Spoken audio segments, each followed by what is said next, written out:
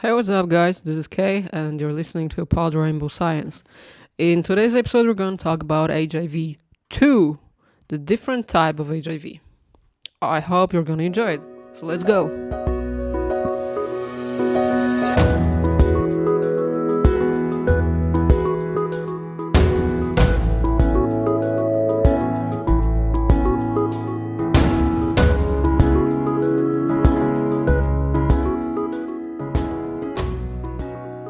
Okay, hello again. Thank you for being with me this time. And as we live in a time of pandemic nowadays, and one surge of COVID comes after another, and one type of virus repressing one another, uh, we just identified alpha and beta, and in the meantime lambda was on the board, and weeks before delta, and now we haven't yet got over delta, and omicron is on the horizon, so you can really go crazy. And possibly soon we'll be lacking Greek letters to name all the types of the coronavirus thing. But contrary to what you might think, and contrary to all the news that every day since 2 years attacks us with the horrific information about the new type of virus, it's nothing surprising, honestly. But before we jump to the main topic of this episode, I just want to give you the answer and clarify some things. Or to be more precise, some things I've seen a few days ago on the internet. Somebody wrote that coronavirus is evolving and the new Omicron type is a mutation of HIV and SARS-CoV-2.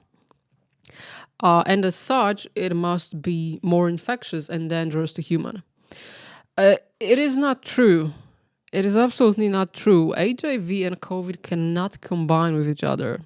And Omicron coronavirus doesn't share its RNA with HIV. And even though we caught coronavirus from someone who is HIV positive, it doesn't make coronavirus more infectious or more dangerous or more deadly. Those viruses have nothing to do with each other. So don't worry, don't read stupid things on the internet. Just always look for scientific evidence and really don't hinge on misinformation. But to the point.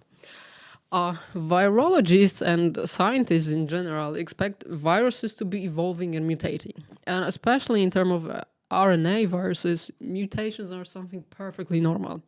Partially because of that and partially because of the questions you ask me on YouTube. In this episode, I want to tackle the problem of HIV types and subtypes and address the question whether they are significantly different from each other and whether it is something to worry about. And by the way, it is 1st of December today, and December the 1st is an International World AIDS Day. The interesting thing is that HIV and SARS-CoV-2 are very similar. They are both RNA type viruses. However, contrary to coronavirus, HIV represents the retrovirus group. And to be even more specific, HIV is a lentivirus, which means that it has a long incubation period, so it can reside in a human immune system for a very long time, even 10, 12 years, and give no symptoms at all. On average, in the case of HIV, the non-symptomatic period lasts for 8 up to 10 years. But there are, of course, people who remain asymptomatic for on average 10 or 12 years. They're often called long-term non-progressors, and contrary to an average HIV-positive person whose CD4 cells are decreasing over time, in the case of non-progressors, the number of CD4 cells decrease slowly or remain on the same level for a very long time. But it is a very small fraction of people. So the vast majority of us, when untreated, will possibly develop AIDS within 10 years of getting HIV. But let's start from the very beginning. Let's go 100 years back to the area which is now the Democratic Republic of Congo, the beautiful country in the middle of Africa, the largest country in sub-Saharan region of Africa. Supposedly, in 1920, SIV a simian immunodeficiency virus transferred to humans. The most commonly accepted explanation of how that happened is the so-called hunter theory. And this theory claims that either virus has been transmitted while people were eating chimps, so by the oral route, or the virus has been transmitted by blood, so that hunters might have wounds on their arms or their skin in general, and blood from the chimpanzees was transmitted onto their wounds, and consequently, virus transferred its DNA to human cells' DNA, and replication process began. It wasn't, of course, such an easy way. The virus must have had several occasions to adapt itself to human immune system, so the year 1920 is just an estimated time. And additionally, the virus itself, the relationship between HIV and SIV, was discovered in 1999, so almost 20 years after the AIDS outbreak. Therefore, the conclusions that have been made are based on biological and virological traits. So the time frames are estimated, not precise. In addition, the year 1982, so it is the moment when officially AIDS began to be recognized. In 1982, when the symptoms of strange disease occurred in a few gay men in Los Angeles area, provides a piece of evidence that HIV was present in the US in 1940s, possibly. However, those are, of course, conclusions drew from the mathematical models, so it could be 1937 as well as 1951, for instance. We're absolutely not 100% sure. And I think it's quite important to mention that we are still talking about HIV-1. It is the most common type of HIV and the most prevalent type of HIV. So the vast majority of people, and by the vast majority, I mean about 39 million of people live with this type of virus. And approximately 1.5 to 2 million of people live with HIV-2. So with a little different type of the same virus. The HIV-2 is mainly found in a few countries in West Africa, like Nigeria, Sierra Leone, and Mali, and it is far rarer than HIV-1 and less infectious than HIV-1. And it is also relatively less recognized compared to HIV-1. However, the analysis of the HIV type 2 showed that this type comes from the SIV-SMM virus. This type of virus, I mean this SIV-SMM, this virus can be found in shooting manga bee monkeys. The shooting manga bee monkeys. So as compared to HIV-1, which comes from chimpanzees, the HIV-2 virus is a little bit different when compared to their RNA strains. However, it is not clear when HIV-2 transferred from monkeys to humans, and I don't think we entirely understand how it is operating inside human body. I mean, the research I found were inconclusive, and most of all, the research on HIV-2 are sparse. So some people estimate that HIV-2 has been circulating in Africa since 1960s or late 1960s, but this assumption is based on zoological and mathematical models. So we can only loosely assess the beginning of the pandemic at this moment. So as compared to HIV-1, which is estimated to be transferring on humans in 1920s, the HIV-2, it is estimated that transferred onto human in 1960s, late 1960s. Hey there! Thank you for being with me and listening to the show. I just want to remind you that you can listen to this podcast on Apple, Spotify, Google Podcasts, YouTube, or whatever platform you get your podcast from. And don't forget to click the subscribe button to get notifications about new episodes. But if you want to support the show, tell your friends about it to help me reach out to more people.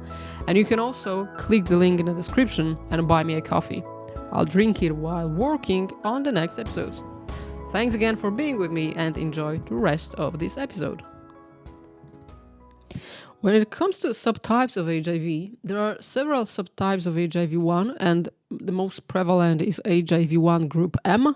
There are also several minor groups such as O, N, and possibly group P. And all these groups represent the independent transmission process of virus. However, dividing the virus into groups is not that important. I mean, it is not crucial for diagnosis or treatment. It might be, however, important for the vaccination, about which I'm going to say more in the next episode. When it comes to HIV-2, we know so far that it's less pathogenic than HIV-1, and it usually involves longer asymptomatic stage. So it means that CD4 cells, I was talking about it before, but I repeat it. CD4 cells, the cells which are important elements of our immune system, those CD4 cells number is slowly decreasing in HIV positive persons. Therefore, when a person remains untreated, he or she is going to develop AIDS slower when he or she is HIV-2 positive compared to someone with HIV-1. In consequence, HIV-2 is related to lower mortality from AIDS, and according to research, it is also lower mother-to-child transmission, and what we can expect, it is also less infectious when it comes to sexual transmission. When we sum it all up, it's not surprising that only 2 million of people worldwide lives with HIV-2, and definitely more prevalent is HIV-1, which is absolutely more infectious than HIV-2. The question I was asked on YouTube regarded the window period, or actually the diagnosis of HIV-2. I tried to find valid and recent papers on HIV-2 conducted with scientific rigor that would satisfy me. So not research on one patient or just case reports. I was trying to find robust evidence on window period for HIV-2 and immunoassays window period for this type of virus. But unfortunately, it was like really banging my head against the brick wall. I found a lot of papers, but some of them were better, some of them were worse. But I didn't find the robust information on what's exactly window period for HIV-2. But anyway, I found new reports and papers which can give us an overview about this rare type of HIV. So far, we know that HIV-2 is less infectious and involves longer asymptomatic stage. Thus, when the replication process is slower, patients with HIV-2 can remain longer being undetectable compared to those with HIV-1. And when someone is undetectable, it means that the test dedicated to detect virus in blood samples, this test fail. Those tests show negative results even when a patient is HIV positive. This often happens with patients on ARV, antiretroviral treatment, so those who had been diagnosed with HIV and take pills to lower their viral load. After a few weeks on treatment, they have so low viral load that the test cannot detect the virus. And of course, when they stop getting treatment, the virus is replicating again and viral load goes up. And I have to add here that when someone has such a low viral load that it's undetectable for the regular test, the virus cannot be transmitted onto someone else, even when you have unprotected sex with the person. That's why it is crucial to inform as much people as we can that they are HIV positive, so they can get on treatment or lower the viral load and stop the transmission chain. According to World Health Organization, in the regions where HIV-2 is present, a different algorithm of testing should be applied. So they recommend one algorithm specifically recommended for HIV-1 and different algorithm recommended for HIV-2 testing. And why is that? Well, that is because the screening tests used commercially and subsequently window period for those tests can but don't have to detect HIV-2. They are tested and validated mostly on HIV-1 patients, so they do not detect or quantify HIV-2. So what is required is a specifically measure HIV-2 RNA test. And normally, window period lasts 3 months for antibodies test and 6 weeks for antigen antibodies test. You can find an episode on HIV testing, so I won't repeat the whole thing, what's the difference between tests and so on. But I quickly remind, window period is the time we need to rule out the infection. So in the case of antigen antibodies test, when after 6 weeks from the exposure, from the potentially infectious situation, the result is negative, it means that HIV wasn't transmitted. And the best test for HIV detection, and also those which can detect the virus faster than other types of tests, are the nucleic acid-based tests called NAT or RT-PCR. However, those ones are very expensive and they cannot be used for screening purpose. So the PCR is usually used when a person already has their positive HIV result, and to assess the viral load, the PCR is applied. It is also used to monitor whether the patient reacts to treatment and how fast the viral load goes down. But when it comes to screening, cheap and easy to use immunoassays are necessary to test many people in short time. Especially difficult situation occurs when a patient presents decreasing level of CD4 cells and negative results of HIV screening tests. This can sometimes happen, and therefore it is necessary to use the highly specific test to rule out HIV-2 and see what's going on with this patient's immune system. But what is then a window period for HIV-2 and when those tests can be trusted? The HIV-2 window period is definitely at least as long as this one for HIV-1. So it doesn't make sense to test for HIV-2 when the situation that bothers us happened less than 6 weeks ago. And also, due to slower replication process, it is recommended to repeat the test or wait 90 days from the exposure to the first testing. In addition, since we know that commercially used immunoassays might not be sensitive to HIV-2, it might be important to speak to your doctor and discuss whether there is sense to apply the specific HIV-2 test or not. It very much depends on the place you live, because in some regions PCR and other HIV tests are for free, while in other regions you have to pay for everything.